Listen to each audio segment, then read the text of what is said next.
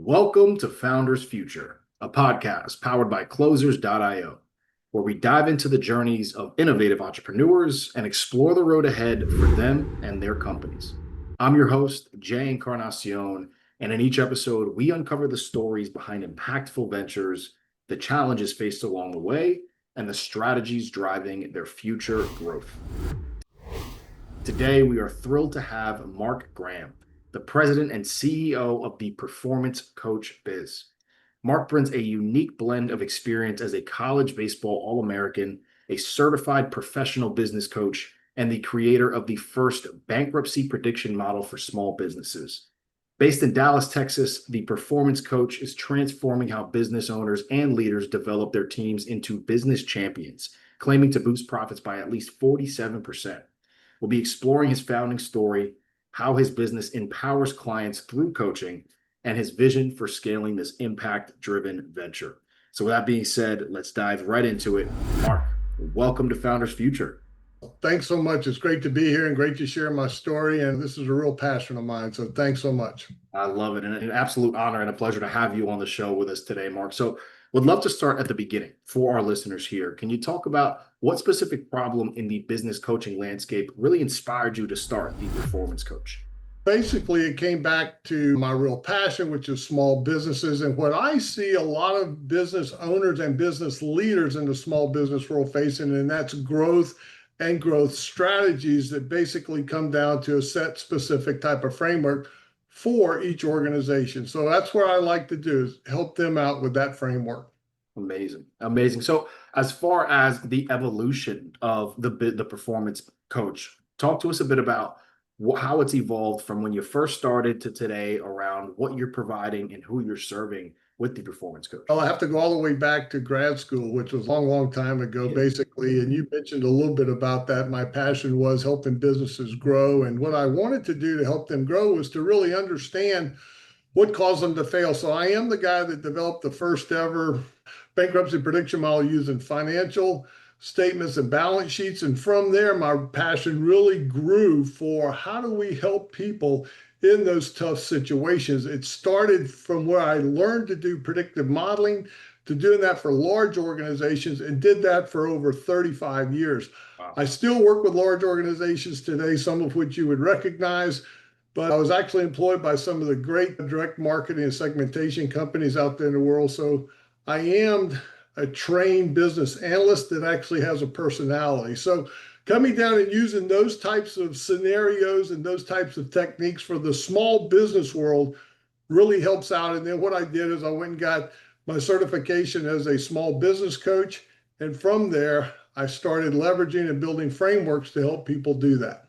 Amazing. Absolutely amazing. So definitely want to dive into the nuts and bolts for our listeners here with you on what you're doing with the Performance Coach, especially once this episode airs, we can have a lot of our listeners want to come and work with you here, Mark. So walk us through exactly what your core offer is here. I know you're doing coaching, business assessments, leadership development, and how that's structured. I know that your main ideal client is small businesses. So what's the core offer there and how is that structured for your clients? Core offer really is we're growth-focused guidance company, okay? And we really have a framework that talks about three things, and we call it the ASK methodology, where we go in and we do assessments of the organization, where we ask 21 different performance discipline questions. We find out where that company is based on 5 key areas: creation, chaos, control, prosperity, and freedom. Our whole idea is to take a company from creation all the way to financial freedom. That's what we do. So again, we're offering that data-driven component of it through the assessments. We also assess the leader. We use the DISC assessment to go in there and do that, understand how people want to be communicated with, and understand what their behavioral patterns are. Some people basically don't have all 3 that it really takes to run an organization, whether it's the vision, whether it's the technical, or whether it really is that management philosophy of that to run an organization. So we assess the company and we assess the individual or the leaders. Then we get into the S, which is strategic deployment.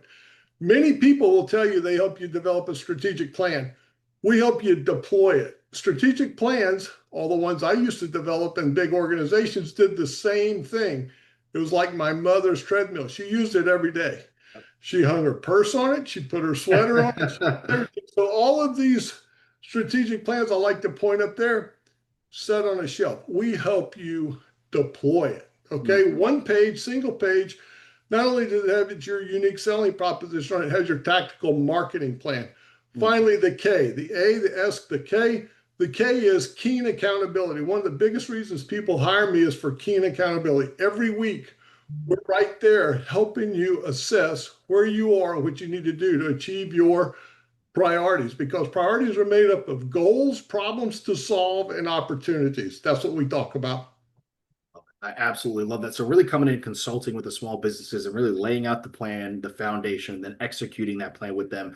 And then the coaching as well. Is that one-on-one coaching that you're providing, group coaching? What does that look like on the coaching aspect? There's two ways that we do it. We do a DIY part and we do an individual part. Okay, the individual part actually gets into weekly sessions, either through Zoom or in person, that we actually help them accomplish those. The DIY pieces, which I think we'll talk a little bit about later, is where we're going really into the future, where people can log into our academy and go in there and do the things themselves. Then we come back in through some type of a mastermind or group conversation so that people can clarify what they've been learning.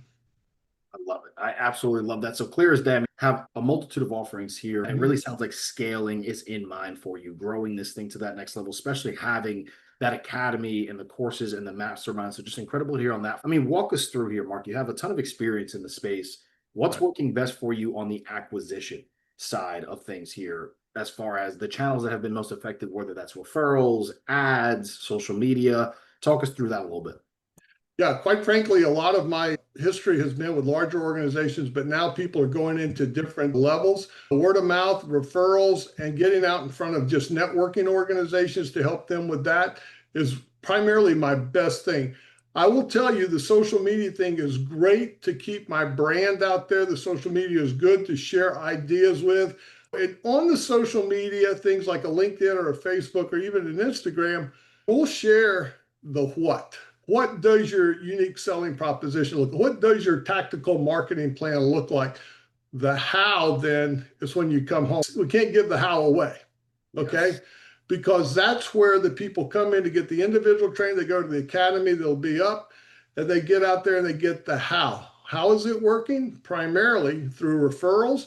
For instance, I work with a Morgan Stanley guy. If they're out there, they've got other Morgan Stanley guys they do, or they go through some of the Morgan Stanley piece, okay? And they go, man, I just did this with the performance coach. I'm ahead of the game. Same with Edward Jones. You'll see that I talk a lot about some of the financial services guys, State Farm guys, okay? Captive agents. They can't sell their book of business. They just move somebody else in. So they want to stay in there as long as they can. We try to work with people in their organization to take over and allow the agency owner to do more of what he really wants to do. We go in there and work with them to do not only, again, this is growth focused guidance. So it's got training and coaching involved.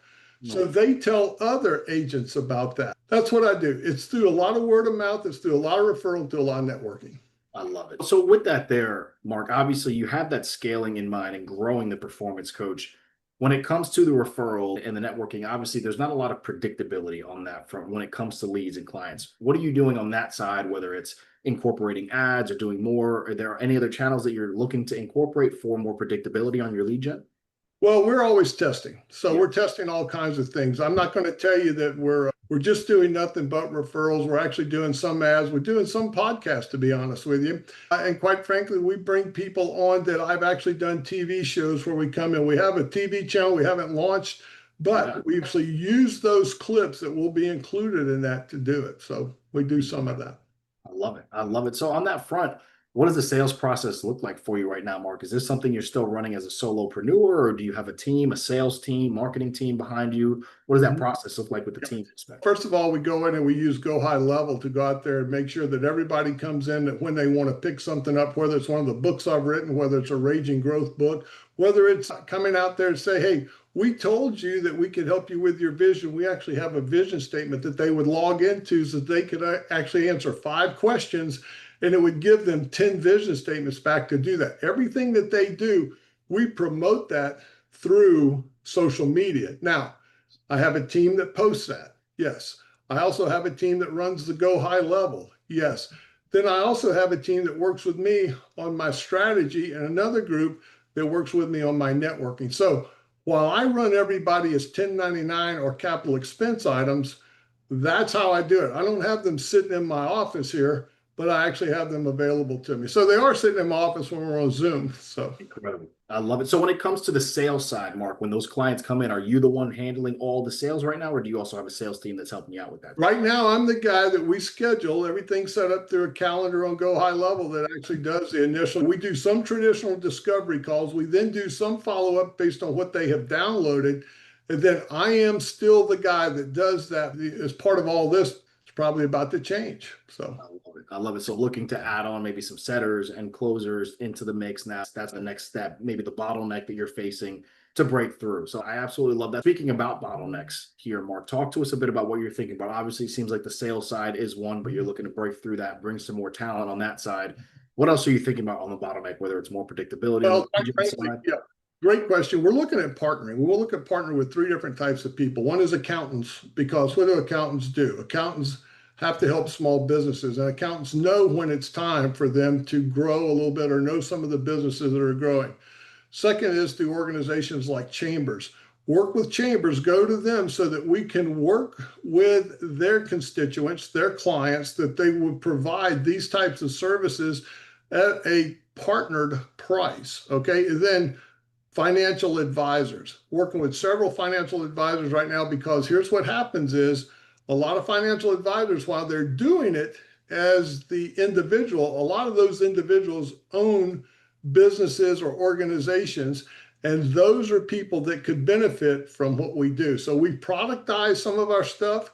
We've also then provided the consulting and or the focus growth guidance that we could provide to those organizations. So working to get a good group of accountants, financial advisors, and organizations together that cater to the small business world is very important to us in our growth.